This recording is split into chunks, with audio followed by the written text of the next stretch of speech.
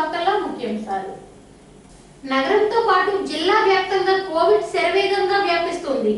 ఆదివారం ఒక్కరోజే 573 పాజిటివ్ కేసులు.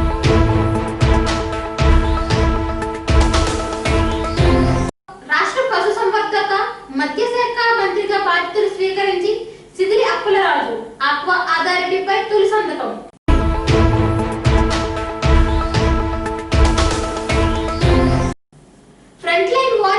వలస కల్పించకపోవడం ప్రభుత్వం విఫలం. నగర టీడీపీ అధ్యక్షుడు ఎమ్మెల్యే వాసుపల్లి గణేష్ కుమార్ విమర్శ.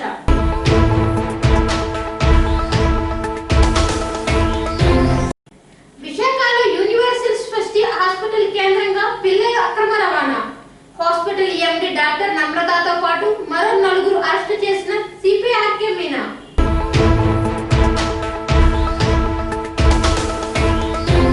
నగరంతో పాటు జిల్లా వ్యాప్తంగా కోవిడ్ శరవేగంగా వ్యాపిస్తోంది. గత 4 రోజులతో పోలిస్తే సంఖ్యాపరంగా తగ్గిన ఆదివారం జిల్లాలో 573 పాజిటివ్ కేసులు నమోదయ్యాయి. కోలుకున్న బాధితుల సంఖ్య క్రమంగా పెరుగుతుండడం కొంత ఊరటను కలిగిస్తున్నా ప్రతిరోజు 2-3 మృతి చెందడం కొంత ఆందోళన కలిగిస్తుంది. గత 24 గంటల వ్యవధిలో జిల్లాలో 573 కొత్త కేసులు నమోదయ్యాయని, 3 మృతి చెందారని కోవిడ్-19 ప్రత్యేక అధికారి AMC principal doctor PV Sudhakar తెలిపారు. బాధిత సంఖ్య 7531కి చేరిందని చెప్పారు.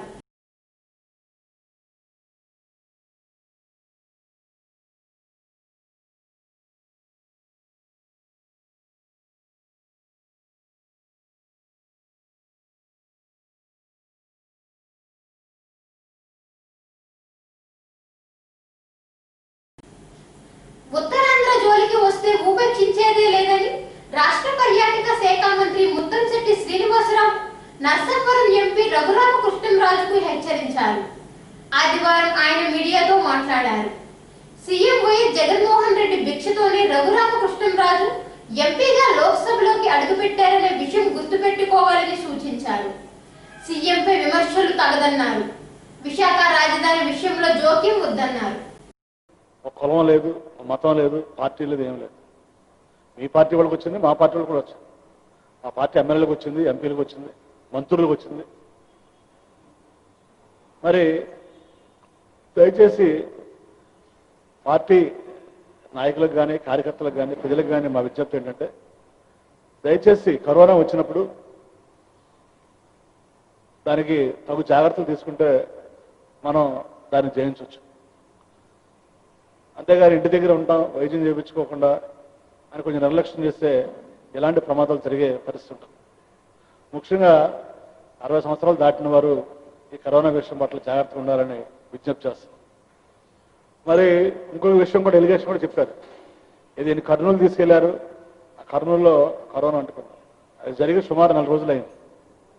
దానికి దీనికి అసలు సంబంధమే లేదు ఎక్కడ కూడా. మరి అంటే నేను అనేది ఏంటంటే, ప్రతిదానికి రాష్ట్రంలో ఏ చిన్న జరిగినా కూడా జగన్మోహన్ రెడ్డి గారి మీద బుర్ర చల్లటం, ప్రభుత్వం మీద బుర్ర చల్లటం, విశాఖపట్నంలో విశాఖ గారి మీద బుర్ర చల్లటం, ఇదే పనిగా పెట్టుకున్నారు. ఇవన్నీ కూడా ప్రజలు గమనిస్తున్నారు. దయచేసి ఇలాంటి ఈ నీచ రాజకీయాలకు పాల్పడొద్దని విజ్ఞప్తి చేస్తాం చంద్రబాబు గారిని, లోకేష్ గారు. మేము కూడా అడగవచ్చు లోకేష్ గారు, మీరు కిషోర్ గారి మీద అంత ప్రేమ కారిపోతుంటే మీరు సాక్షాత్తు విశాఖపట్నం వచ్చారు. అచ్చెన్నాయుడు గారి ఇంటికి వెళ్ళారు శ్రీకాకుళం, వాళ్ళ కుటుంబ సభ్యులను పరామర్శిద్దామని. కనీసం విశాఖపట్నంలో ఉన్నటువంటి కిషోర్ మీకు కనిపించలేదా పరామర్శించారా? అంటే దీన్ని బట్టి అర్థమవుతుంది ఏంటంటే, ఆ పార్టీ అయినా ఈ పార్టీ అయినా కార్యకర్తలు నలిగిపోతుంటారు. కార్యకర్తలు కొంచెం అత్యుత్సాహం చూపించి నలిగిపోతుంటారు. నాయకులు శుభ్రంగా బాగానే ఉంటారు వారి ఇళ్లలో జూమ్ మీటింగ్లు పెట్టుకుని. ఆక్వా అథారిటీ ఏర్పాటుతో మత్స్యశాఖ రంగానికి ఎంతో మేలు జరగడంతో పాటు రైతులకు మంచి ధర లభిస్తుందని రాష్ట్ర మత్స్య పశుసంవర్ధక పాడి పశువుల అభివృద్ధి శాఖ మంత్రి సిదిరి అప్పలరాజు అన్నారు. సచివాలయంలోని 4వ బ్లాక్ లో ఆదివారం ఉదయం ఆయన మంత్రిగా బాధ్యతలు స్వీకరించారు. ఆక్వా అథారిటీ ఏర్పాటు దస్తంపై తొలి సంతకం చేశారు. పాడి రైతులకు మేలు చేయాలనే లక్ష్యంతో ప్రభుత్వం అమలుతో ఒప్పందం కుదుర్చుకుందని చెప్పారు. రాష్ట్రంలో 4 చోట్ల చేపల రేవులు ఏర్పాటు చేయాలని నిర్ణయించుకుందన్నారు. ఇప్పటికే 3 రేవులు నిధులు కూడా మంజూరయ్యాయని, త్వరలో పనులు మొదలు పెడతామని చెప్పారు. బాధ్యతలు తీసుకోవడం జరిగింది. మరి అలాగే మొదటి సంతకంగా ఆక్వా అథారిటీ బిల్ యాక్ట్ దానిపైన మొదటి సంతకం చేయడం జరిగింది. ఇది చాలా సంతోషకరమైనటువంటి విషయం. నేడు మన రాష్ట్ర జీడిపిలో ప్రధానమైనటువంటి పాత్ర పోషిస్తున్నటువంటి ఆక్వా రంగం, ఆక్వా రంగాన్ని స్టెబిలైజ్ చేయడం కోసం ఉద్దేశించినటువంటి ఈ బిల్లు రైతుకు కానీ, ఎక్స్పోర్ట్స్ కానీ, సీడ్ కానీ, ఫీడ్ కానీ, అలాగే మద్దతు ధర కానీ అన్ని అంశాలను స్పృశిస్తూ ఆక్వా రంగాన్ని పరిపుష్టం చేసే ఈ బిల్లు మీద సంతకం చేయటం చాలా సంతోషకరమైనటువంటి విషయం. ఇది జగన్మోహన్ రెడ్డి గారి కమిట్మెంట్ని సూచిస్తుంది. ఎందుచేతంటే మా department animal husbandry, dairy development, మరి అలాగే ఫిషరీస్, ఈ 3 విభాగాలకు సంబంధించినటువంటి ప్రతి విభాగాన్ని కూడా పరిపుష్టం చేసి ఇది ప్రజల జీవితాల్లో వాళ్ళ జీవన ప్రమాణాలను పెంచేటటువంటి ఒక మంచి డిపార్ట్మెంట్. స్వతహాగా మత్స్యకారుడిని అయినటువంటి నాకు ఈ ఫిషరీస్ డిపార్ట్మెంట్ ఇవ్వడం కూడా నాకు చాలా గర్వకారణమని ఈ సందర్భంగా మీకు అందరికీ తెలియజేస్తూ ఉన్నాను. మత్స్యకారుల జీవన ప్రమాణాలు పెంచడానికి అవసరమైనటువంటి ఫిషింగ్ హార్బర్లు ఆల్రెడీ 4 చోట్ల పనులు మొదలు పెట్టడానికి అవసరమైనటువంటి ప్రిలిమినరీ వర్క్ జరిగింది. ఇది ముఖ్యమంత్రి జగన్మోహన్ రెడ్డి గారికి సాధ్యమని నేనైతే నమ్ముతా ఉన్నా. కరోనా కట్టడి నియంత్రణలో రాష్ట్ర ప్రభుత్వం విఫలమైందని, ఎప్పటికైనా కనువిప్పి కలగాలని తదేపా నగర కమిటీ అధ్యక్షుడు ఎమ్మెల్యే ఓసుపల్లి గణేష్ కుమార్ సూచించారు. పార్టీ కార్యాలయంలో ఓసుపల్లి గణేష్ కుమార్ దీక్ష చేశారు. ఆయన మాట్లాడుతూ విశాఖలో రోజుకు 1000 వరకు కేసులు వస్తున్నాయని, ఈ పరిస్థితుల్లో యంత్రాంగం బాధ్యతగా వ్యవహరించకపోవడం దారుణమన్నారు. ఈ సంక్షోభాన్ని ఎదుర్కోవాలంటే సంవర్ధ నాయకత్వం అవసరమని, సీఎం జగన్లో ఆ లక్షణాలు లేవన్నారు. ఈ దీక్షలో పార్టీ నాయకులు డాక్టర్ సోమయాజులు, గనగల్ల సత్య, రాజ్యలక్ష్మి, కాండేళ్ల రాజు, శివాజీ తదితరులు పాల్గొన్నారు. అనేక రకాలుగా సేవలు అందించారు. చాలా మంది ప్రాణాలు విడిచారు అన్నమాట.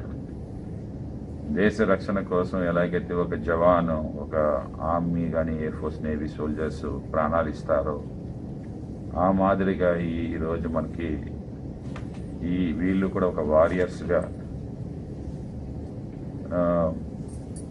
సాక్రిఫైస్ చేస్తున్నారని చెప్పచ్చు. At the cost of their lifes అని చెప్పచ్చు. అటువంటి వారికి సంఘీభావంగా ఈరోజు ఒకరోజు నిరాదీక్షలో మేమందరూ కూడా కూర్చోడం జరిగింది. విశాఖపట్నం అర్బన్ జిల్లాలో 7 కాన్స్టిట్యున్సీస్లో కూడా ఇన్ఛార్జీలు, ఎమ్మెల్యేలు కూర్చున్నాము. అదే మాదిరిగా వార్డ్ లెవెల్స్లో కూడా వార్డ్ ప్రెసిడెంట్స్, కార్పొరేటర్ క్యాండిడేట్స్ కూడా వాళ్ళ ఇళ్లలోనేమో సంఘీభావం తెలిపేందుకు ఈరోజు ఒకరోజు నిరాదీక్ష చేస్తూ ఉన్నాము. వాళ్ళ ఆరోగ్యం ఇవ్వాలని చెప్పి, మరింత శక్తిని ఇవ్వాలని చెప్పి డాక్టర్స్ వీళ్ళందరికీ కూడా వాళ్ళ త్యాగాలు తప్పకుండా ఈ దేశం గుర్తిస్తుందని చెప్తా ఉన్నాను. అలానే ఆంధ్ర రాష్ట్రంలో గవర్నమెంట్ అట్లా ఫెయిల్యూర్ అయింది. ఈరోజు చూస్తే కరోనా ఎంత 85,000 పైన కేసెస్ ఈరోజు ఆంధ్ర రాష్ట్రంలో వచ్చాయి. విశాఖపట్నంలో ప్రతిరోజు కూడా 1000 కేసెస్ దరిదాపుల్లో వస్తూ ఉన్నాయి. మొన్ననే ఒక అధికారితో మాట్లాడడం జరిగింది. జిఎంసీలో ఒక అతిపెద్ద అధికారితో మాట్లాడడం జరిగింది. ఇంకొక 6 రోజుల్లో 3000 కేసెస్ వస్తాయి సార్, ప్రతిరోజు కూడా నమోదవుతాయి సార్ అని చెప్తూ ఉన్నారన్నమాట. దాన్ని బట్టి అర్థం చేసుకోవచ్చు ఇది వాస్తవం కూడా. ఎందుకంటే ఈరోజు ఏదైతే కోవిడ్ టెస్ట్ చేస్తున్నామో మన రాష్ట్రంలో కేవలం 17 సెంటర్స్ మాత్రమే ఉన్నాయన్నమాట ఈ కోవిడ్ టెస్టులు చేసేది. మిగతా రాష్ట్రాల్లో పోల్చుకుంటే సుమారు 80, ఒక్కొక్క రాష్ట్రంలో 150 ఇలాగా ఈ వైరాలజీ ల్యాబ్స్ ఉన్నాయన్నమాట. కానీ మన దగ్గర ల్యాబ్స్ కరోనా వైరస్ తో పోరాడుతున్న ఫ్రంట్ లైన్ వారియర్స్ కు మద్దతుగా ఆదివారం 50వ వార్డులో నిరాహార దీక్ష చేపట్టారు. స్థానిక తదేపా నాయకులు సనపల వరప్రసాద్ ఆధ్వర్యంలో జరిగిన ఈ దీక్షలో కార్యకర్తలు, ముఖ్య నాయకులు పాల్గొన్నారు. తదేపా జాతీయ అధ్యక్షులు చంద్రబాబు నాయుడు ఆదేశాల మేరకు ఈ దీక్ష చేపట్టినట్లు వివరించారు. ఈ కార్యక్రమంలో ఎం ప్రమిలారావు, కంచరాన అజయ్, పెంటకోట శ్రీనివాస్, బొత్తుల చక్రవర్తి, ఎం నాగన్న, చంద్రశేఖర్, నాంబల్ల సత్యనారాయణ పాల్గొన్నారు.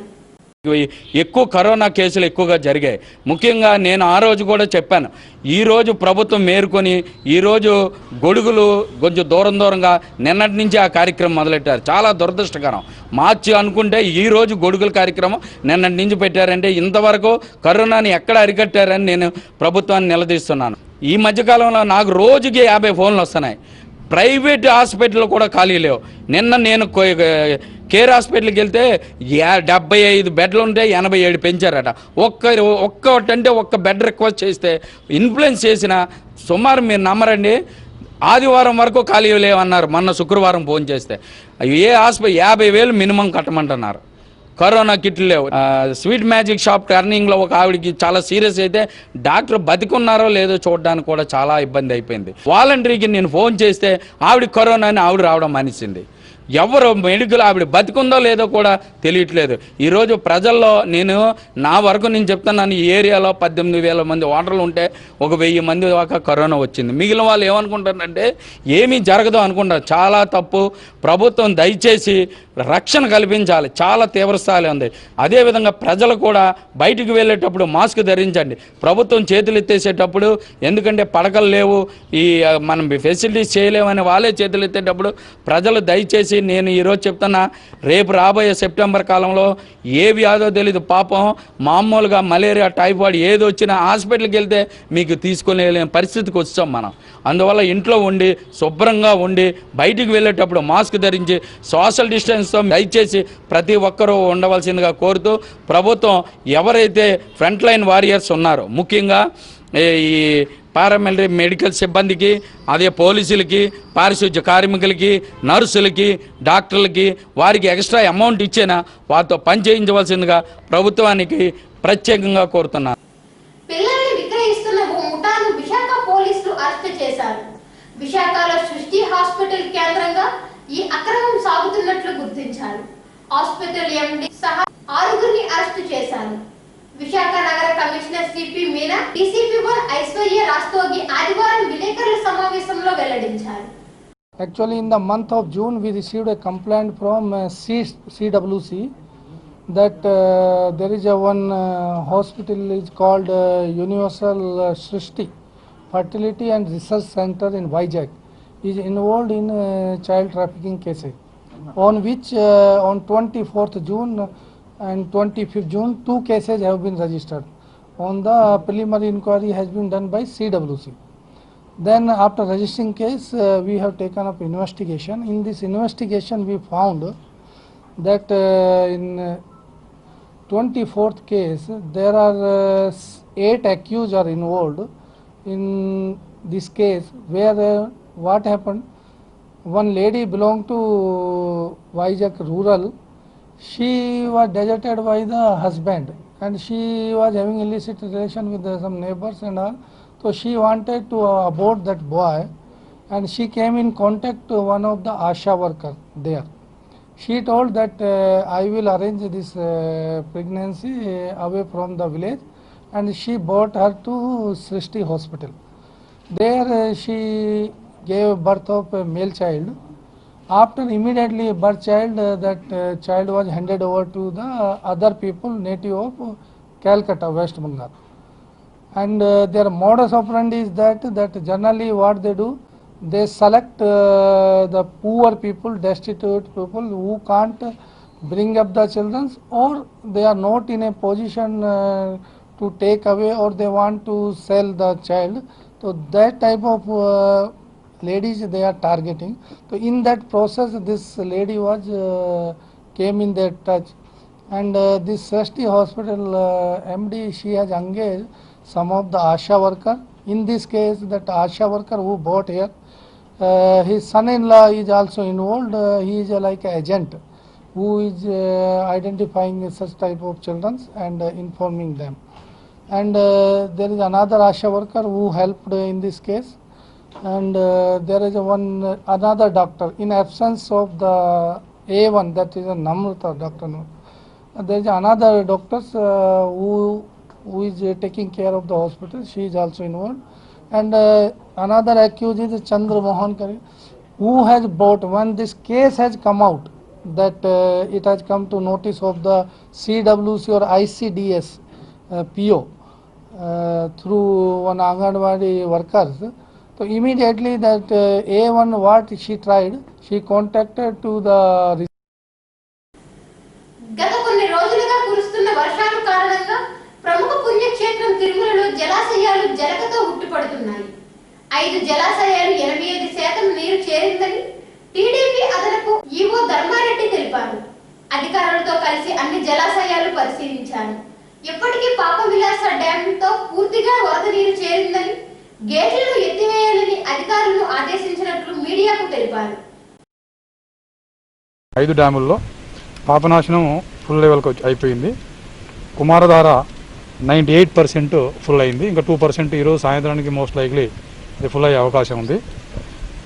ఈ పసుపుధార కూడా 95% ఫుల్ అయింది. ఒక 5% కావాలి.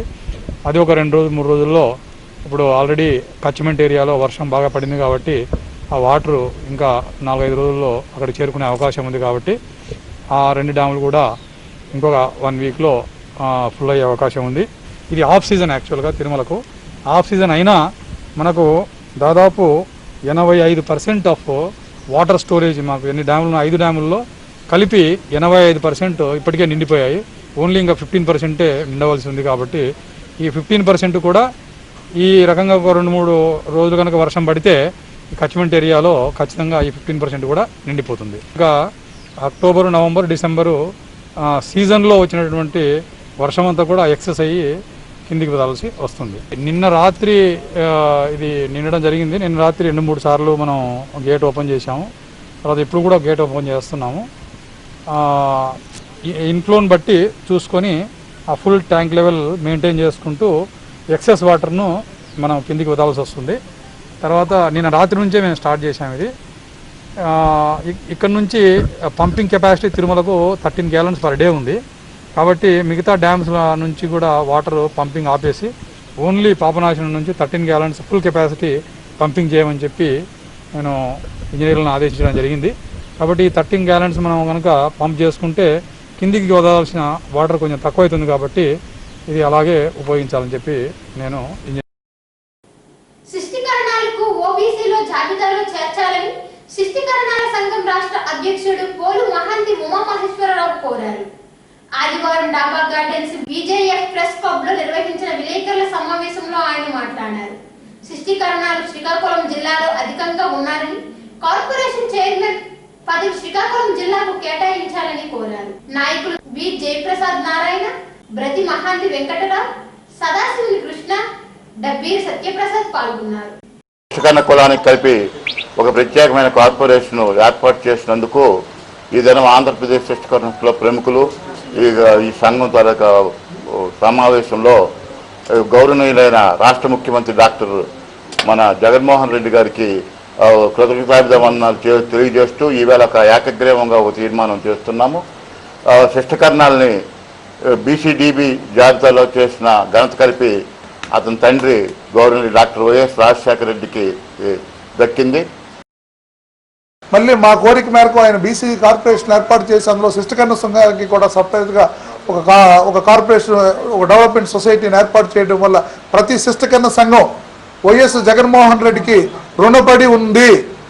వైఎస్ రాజశేఖర రెడ్డి గారు బీసీడీలో చేర్పిస్తే కార్పొరేషన్ ఏర్పాటు చేసి శిష్టీకరణ కులానికి జగన్మోహన్ రెడ్డి గారు పెట్టినటువంటి భిక్షకి ప్రతి శిష్టీకరణ కులం కూడా మా జీవితాంతం కూడా వైఎస్ కుటుంబానికి రుణపడి ఉంటాము. ఆ రాజకీయాల్లో ఎన్నాళ్ళు ఉంటే అన్నాళ్ళు వారి సేవ చేసుకోవడానికి సిద్ధంగా ఉన్నాము. టీడీపీ సానుభూతి పనిలో కిషోర్ మృతిపై టీడీపీ నాయకులు ఎంపీ రఘురామకృష్ణంరాజు చేసిన వ్యాఖ్యలపై నగర వైసీపీ అధ్యక్షుడు వంశీకృష్ణ యాదవ్ మండిపడ్డారు. పార్టీ కార్యాలయంలో ఆయన మీడియాతో మాట్లాడారు. నందన కిషోర్ ఎవరో రఘురామకృష్ణకి తెలుసా అని ప్రశ్నించారు. న్యూ డిప్యూటీ మేయర్ చంద్రబాబుతో కలిసి వెళ్ళగా ముగ్గురికి కరోనా వచ్చిందని, ఆ కరోనాతోనే ఆయన మృతి చెందారని అన్నారు. వెంటనే 2 రోజుల్లో తెలియజేయకూడదు, అంతా కూడా ప్రయత్నించి నెలల కింద జరిగిన విషయం. అయితే ఈ మధ్య కాలంలో ఇక్కడ మాజీ డిప్యూటీ మేయర్ చంద్రబాబు గారి ఆధ్వర్యంలో ఈ నలంద కిషోర్ గారు, ఇంకొక చంద్ర, ఇంకొక సుబ్బారావు, ఇంకొక మురళి, వీళ్ళందరూ కూడా చంద్రబాబు నాయుడు గారి దగ్గరికి వెళ్ళి ఒక 2 గంటలకు కూర్చొని వాళ్ళంతా కూడా అన్యాయం జరిగింది ఒక గొప్ప కోసం వాళ్ళ డిప్యూటీ మేయర్ తీసుకెళ్ళి అక్కడ పాజిటివ్ తెచ్చుకున్నాడు అన్న విషయాన్ని మనం గ్రహించాలి. అక్కడ కరోనాతో వచ్చి 10 రోజుల కింద నుంచి కరోనాతో పాజిటివ్గా ఉన్నాడు. అలాగే ఆయన దగ్గర ఇంకొక ఆయన సుబ్బారావు కూడా కరోనా పాజిటివ్ అన్న విషయాన్ని మీరు గ్రహించాలి. కేవలం చంద్రబాబు నాయుడు గారి ద్వారా, ఈయన మెహర్బానీ ద్వారా అక్కడికి వెళ్ళడం వల్లే వాళ్ళకి కరోనా వచ్చిందన్న విషయాన్ని కూడా. నగరంతో పాటు జిల్లా వ్యాప్తంగా కోవిడ్ శరవేగంగా వ్యాపిస్తుంది. ఆదివారం ఒక్కరోజే 573 పాజిటివ్ కేసులు.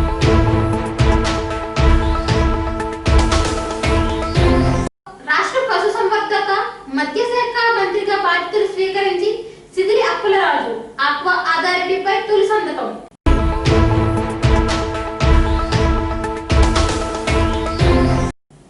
ఫ్రంట్ లైన్ వారియర్స్ కు వలస కల్పించకపోవడం ప్రభుత్వం విఫలం. నగర టీడీపీ అధ్యక్షుడు ఎమ్మెల్యే వాసుపల్లి గణేష్ కుమార్ విమర్శ.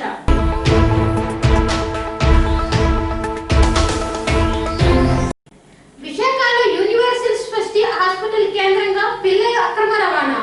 హాస్పిటల్ ఎండి డాక్టర్ నమ్రతతో పాటు మరో 4 అరెస్టు చేసిన సిపిఆర్కే మీనా.